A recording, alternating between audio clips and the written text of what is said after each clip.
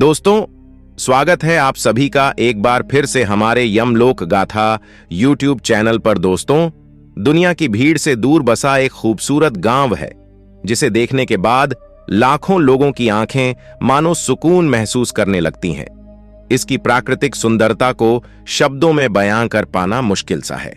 शायद आपको यकीन करना थोड़ा मुश्किल होगा कि वेरेबो गांव समुद्र तल से 1200 मीटर की ऊंचाई पर बसा हुआ है और दुनिया में ऐसे कम ही जगह है जो इतनी ज्यादा ऊंचाई पर बसाई गई है। इसीलिए तो वेरेबो गांव को बादलों के ऊपर बसा हुआ गांव कहा जाता है। इंडोनेशिया कई द्वीपों से मिलकर बना देश है और उन्हीं में से एक द्वीपों की श्रृंखला है फ्लोरिस आइलैंड, जो 9-7 दिन गाढ़ा द्वीप समूह में आता है। साल 2012 27 अगस्त को यूनेस्को द्वारा इस गांव को इसकी परंपरा के अनुसार टॉप अवार्ड से बैंकॉक में सम्मानित किया गया था। इस गांव की सबसे मुख्य विशेषता है इसके अनोखे घर, जिन्हें ये लोग बारूनियाक कहते हैं, कि घर देखने में शंकु आकार होते हैं, जैसे एक बड़ी सी टोपी जिससे बच्चे अपने जन्मदिन पर लगाते हैं। इन घरों की छत जमीन से सीधा छूती है और छत से नीचे जमीन तक पूरी तरह से लौटार और छप्पर से ढके हुए हैं।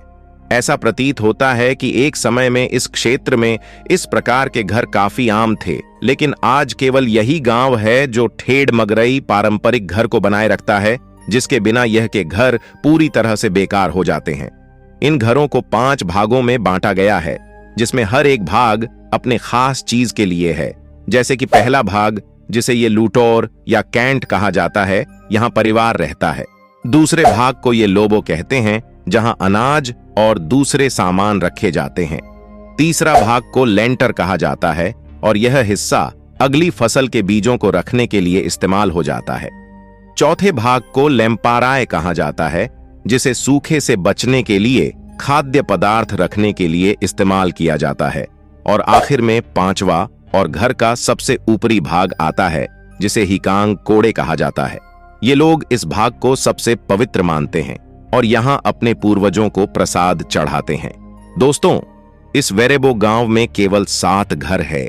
इसके अलावा एक घर और है जहां गांव के सभी लोग अपने त्योहार समारोहों और अनुष्ठान के लिए इकट्ठा होते हैं।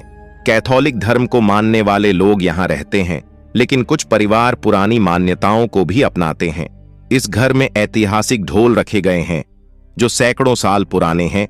इस गांव के लोग पीने का पानी झरनों और पहाड़ों से उत्पन्न होने वाले पानी के रूप में करते हैं।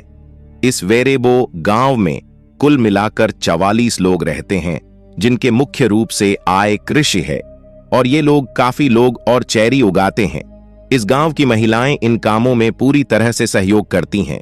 आज भी वेरेबो गांव के लोग अपना जीवन पूर्वजों के सिद्धांतों पर जीने में यकीन रखते हैं। यहां आपको कोई भी मशीन, मोबाइल, इंटरनेट, सड़क और गाड़ी नहीं देखने को मिलेगी। आज भी लोग सैकड़ों साल पहले के तरीकों को अपनाते हुए प्रकृति के सहारे ही रहते हैं। गांव के लोग मक्का और कसावा खाना पसंद करते हैं, लेकिन गांव के आसपास भी काफी वनीला कॉफी और दालचीनी के पौधे उगाते हैं, जिन्हें में लगभग 15 किलोमीटर दूर स्थित बाजार में बेचते हैं। गांव से दूर, हालांकि हाल ही में रेनबो अंतरराष्ट्रीय इको टूरिज्म उत्साही लोगों के लिए एक पर्यटन स्थल के रूप में लोकप्रियता में बढ़ गया है और इससे गांव की आर्थिक कल्याण में वृद्धि हुई है। विदेश के लोगों का गर्मजोशी से स्वागत करते हैं, जो उनके गांव को देखना चाहते हैं और उनके सरल पारंपरिक जीवन का अनुभव करना चाहते हैं। तो दोस्तों, आज के लिए वीडियो में इतना ही। फिर मिलेंगे काल। धन्यवाद।